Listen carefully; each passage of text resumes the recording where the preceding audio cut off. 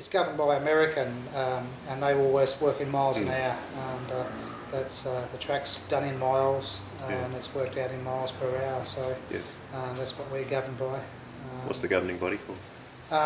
Well, here we're Dry Lakes, so DLRA, Dry Lakes Australia.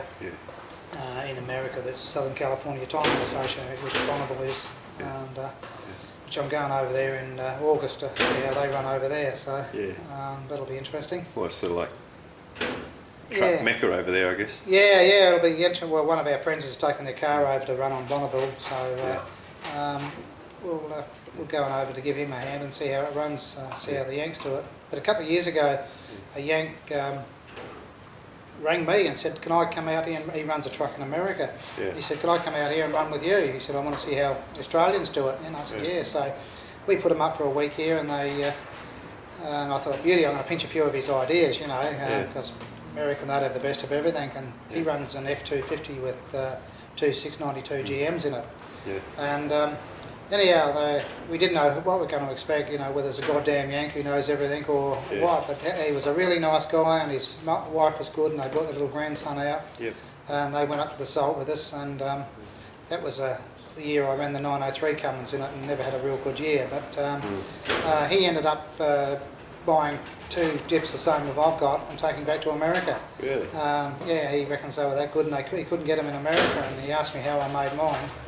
And he said, I spent 6 months to work my diff out, and I said, I just got a diff and done this and this and this, and he said, that's a good idea, he said. And so we went and bought a couple of bus diffs from here, and took them back to, we can take them back to America.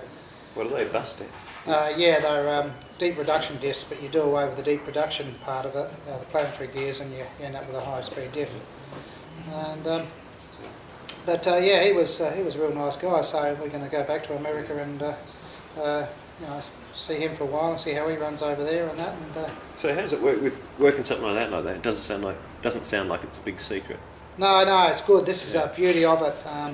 It's the only sport in the world that there's no trophies, no prize money, nothing. You know, bloke said to me the other day, "What do you win?" Well, what's the trophies in that? None. You know, it's just purely for the love of it. And if someone comes along and says, you weren't going to build a truck, and say, right, I'm going to beat you, I'll say, encourage them, come on, do it, you know, this is good.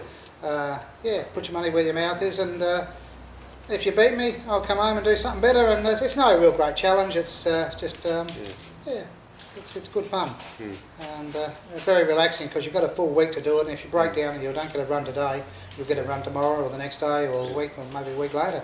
Because it runs for 5 days, so it's no real competition out there. It's just so this happens how often? Once a year in March every year at Lake Yadna, and there's no real competition, and everybody's got the time of the day to talk to you, and you just no secret school stuff. You'll just tell you what's going on, and you learn a lot. And first year I went up there, I took a heap of Tipper hot rod books to read, and I thought, I'm going to be bored shitless for you know. So I never read one book, you know. It's always someone to talk to, because you just wander off and talk to someone. Then night time, when it's all finished, you have quite a few beers and sit around the campfire, and it's just like a big camping trip. You know, what sort of people do this sort of thing? Anyone from there's a lot of influential people, got $1 million cars. A bloke up there the other year, he blew at a Monaro. He had a $30,000 motor in the Monaro, and he just blew it, and just grin and bear it, you know, go and build a stronger one next time. But you get the battlers like myself, who just do everything in the backyard, to the professionals, but it's everyone's game. You know. And do the guys with the really big money, do they necessarily go the fastest? No, not necessarily, no. They have their breakdowns as well, you know. There's another truck up there, he runs against me. It doesn't look like much of a truck, but it's a truck in its aspect. But you know, he's got a far lot bigger budget than I've got. He's got to come from Queensland or Newcastle, and he got about 20-30 mile an hour more than me, you know. But I had just as much fun as he did, you know. That's all about fun. It's, you know, and there's how many of you out there? There'd be bloody 1,000 odd people out there on the week, you know. That's 1,000 drivers, or? No, 1,000 spectators and people, but probably 500 drivers, I suppose. Really? That's a lot of vehicles. Yeah, a lot of vehicles. Yeah, some days you'll wait for a couple of hours to get a run, which is good, because in America the lineup is you know, a mile long, 2 miles long to get your run, you know. Yeah. So you want to make the best of it. We're the best of it, yeah. And if you're pretty good, and by the end of the week it starts to thin out a bit, you can, you know, you can get 3 or 4 runs a day, but and then there's an oil spill or a breakdown or something, and they've got to clean the track, and that it slows things down a bit. But or the wind might pick up, and you mightn't run for 3 or 4 hours because the wind's too. It's incredible because the track's 100 feet wide. And up around anything over 100 mile, you start to use all that 100 feet of, you know, the wind is it's a full-time job to hang on to it.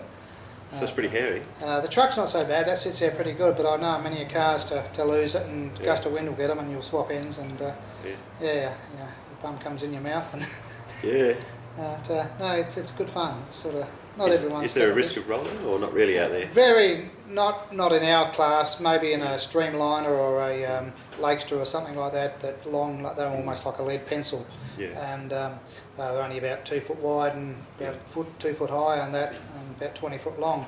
They have rolled in that because they do it like a pencil roll. You just roll over, but it can happen. You just got to get the wrong moment at the right time, but. Most of them will just go for a big slide if you do lose it. And, it's different. Makes the hairs on your arm stand up about that high. You know, you're watching the tacho go up and up and up, and you're pushing the floor. You almost dent the floor in trying to get that another couple of hundred revs out of it. You know. No, it's good fun. Not everyone's kettle of fish. You know, it's hot, a lot of flies. Just very different. We come back the first time. We said, we might go again, and then. My mate said, he's going to build a car, and we got involved in that, and since then we haven't missed it.